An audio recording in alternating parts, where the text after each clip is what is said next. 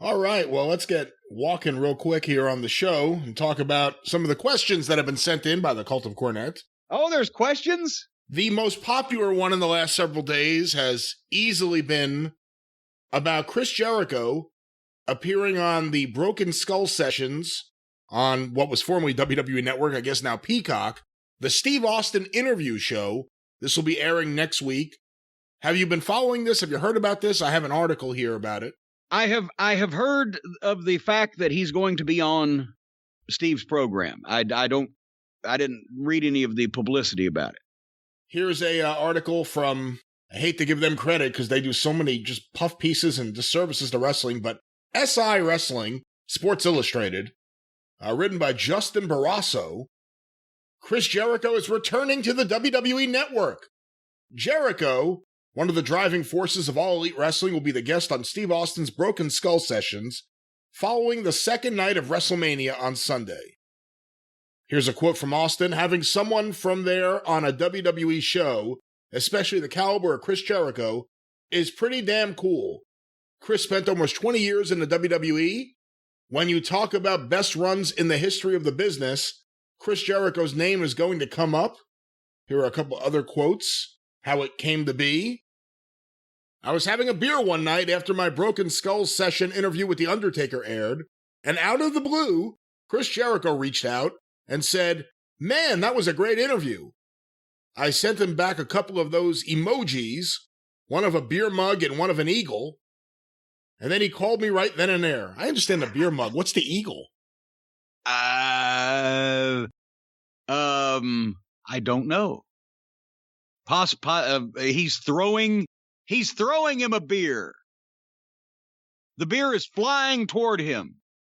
"We got to talking. I've always respected the hell out of his career, and I'm glad they're around. It gives the guys and girls in professional wrestling more places to work. I said, 'I'd love to have you on the show,' and he said he'd love to do it. So I checked with Vince about it.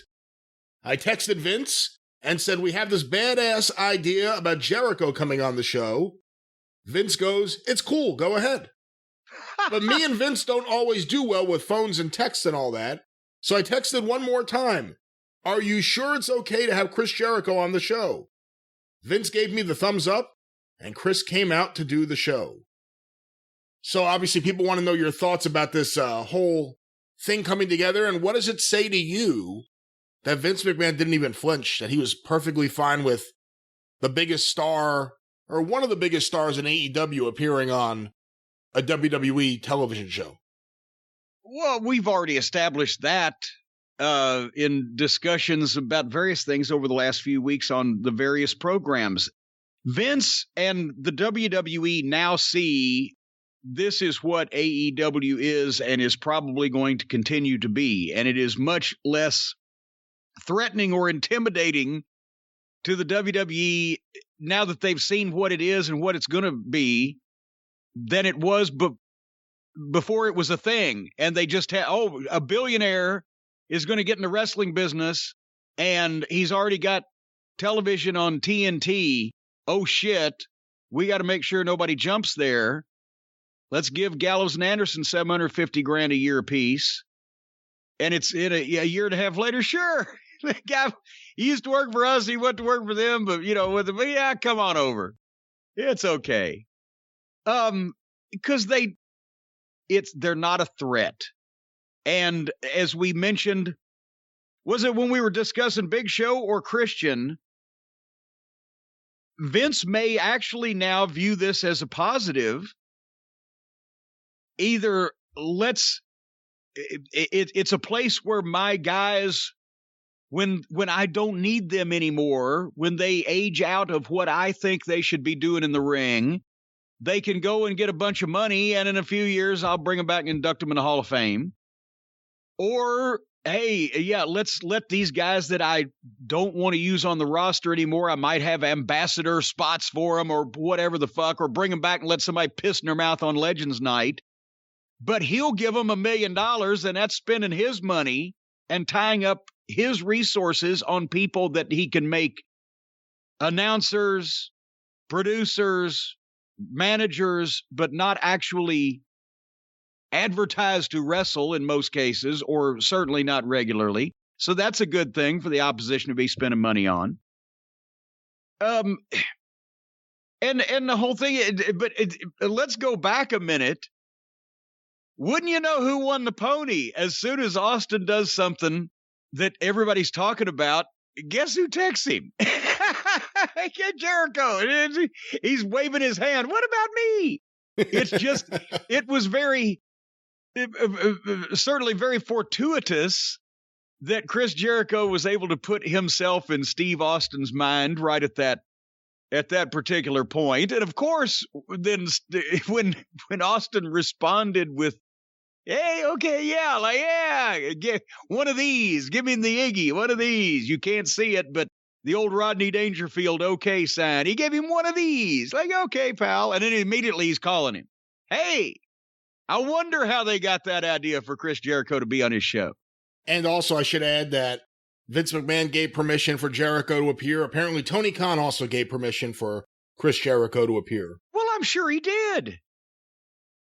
Because besides the fact that he's, thrilled because Tony Khan is thrilled to be in this position as, the guy that got the golden ticket, little Johnny Dumbfuck, whatever his name was, Willie, whatever, got the golden ticket to, not Willie, to Willy Wonka's chocolate factory. What Charlie. was the kid's His name? Was Charlie. Charlie. All right. Little Johnny Dumbfuck. Little whatever. Tony Khan is the guy that got the golden ticket. You can tell by his promos, the heel promos on Impact. You can tell by just his breathless and staccato delivery of every media interview that he does. He's the kid's got the golden ticket. He's in the locker room. He's got his own real live action figures to play with. He doesn't want to say no to Steve Austin, but if there is any mind for business in there anywhere, he also realizes, holy shit, Jericho on Steve Austin's program on the WWE network, I'll automatically get a bunch of goddamn people to watch one of my guys that I have not been able to get to watch them on our program. So it's wonderful for AEW, and it shows that let's go back 20 years to the last real war. And can you imagine the same situation where Vince McMahon would allow Stone Cold Steve Austin to do an interview or interaction or anything with anybody from Eric Bischoff's WCW? No way. Of course not, because that was a threat. That was competition. And now it's like, it'll get people talking about the network, the Peacock, the whatever the fuck this thing's going to be on. That's all it's like, and that's what I've been trying to explain to people, and they won't listen to me. But you start seeing it bear out. I've been saying it for months before the signs were showing. They've seen what AEW is and is going to be. They've seen the type of talent that they're signing to wrestle, and they're like, all right, it's not a big deal now. And if our ex-stars, because there was a very real chance that WCW and Eric Bischoff and the TNT television at that time, if they got one of Vince's top guys, he wasn't just a guy that was on top 15 years before. He was a guy that was on top then or very recently. And that was a threat. But, okay, in 1999, them signing, WCW signing a top WWF talent from 15 years beforehand would have been 1984, right? So I don't see Vince McMahon of 1999 having a shit fit if Adrian Adonis had still been around. if WCW signed him, they were getting the fresh guys. They were getting the guys that were still on top and could still go. And I'm not being disrespectful to Big Show, but he's 50. And I'm not being disrespectful to Christian, but he's 47. And the guys that are managers, and I guess Arn is probably wearing a number of hats. I would think, would you not? Would he not be a Cody's manager and just stand there with the Waffle House menu, but certainly he's assisting in production. One would think. Well, I mean, he spent so many years as John Cena's personal agent. You would think someone was utilizing him for that. But when you see the matches, I don't know who that would be. I don't know. Yeah, you come to think of it, I don't know who that would be. But anyway, I see it as a benefit for Vince McMahon that Tony Khan signs as many guys of his as he doesn't want on his current active roster as possible. And I think so does Vince.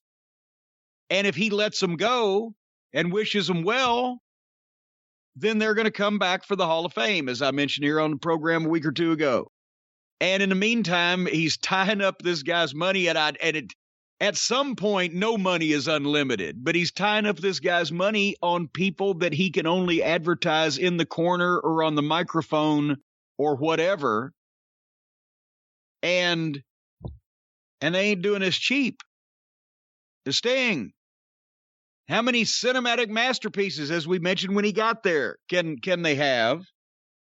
And when is it that you're just paying a guy a large sum of money to walk to the ring mute in a leather outfit that he looked good in 20 years ago and carrying a bat that he never uses?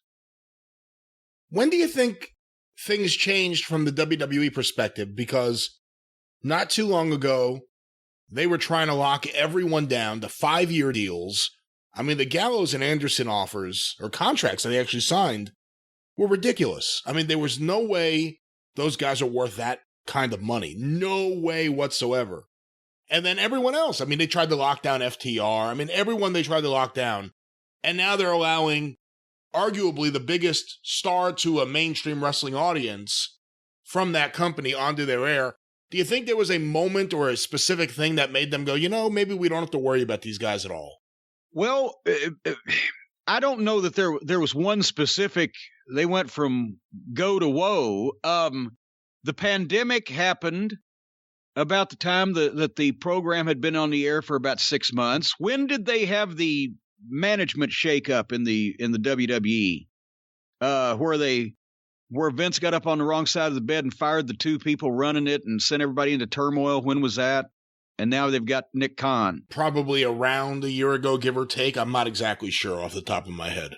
I think all of when new people come in, they're going to evaluate everything. And they would certainly evaluate the decisions that were made 6 months previously based on the concept of a new rival promotion, with how the new rival promotion is actually performed and what it looks like and what they've done. And they may be, well, you can't be impressed if you're the people running the WWE. You're not impressed. You're probably pissed off, dismayed, slightly concerned, not impressed that they were able to get a new wrestling promotion on national television that easily, because they realize that Tony Khan and his family have already been in these people's social circles and professional sports leagues with television contracts.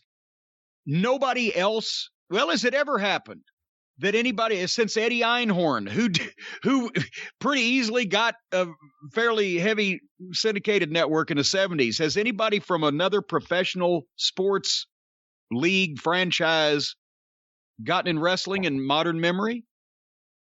Not that I recall. I mean, okay, there you go. Yeah, I can't think of a specific. So the point is, yes, when they heard Tony Khan, the son of Khan, Jacksonville Jaguars, owns Wembley Stadium, all this stuff, they're offering money to wrestlers and this and that and that. Yes, the concept of that was very concerning to the WWE.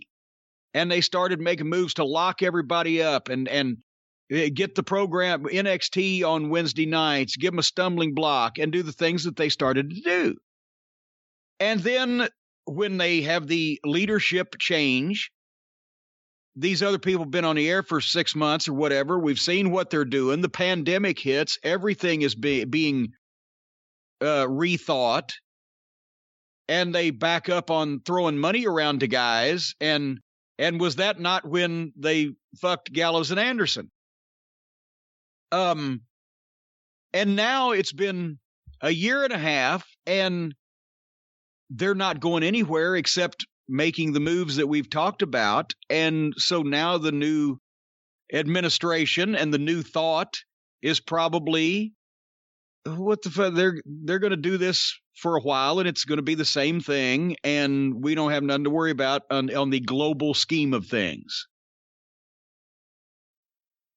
I mean, point out where that I am misinterpreting these things.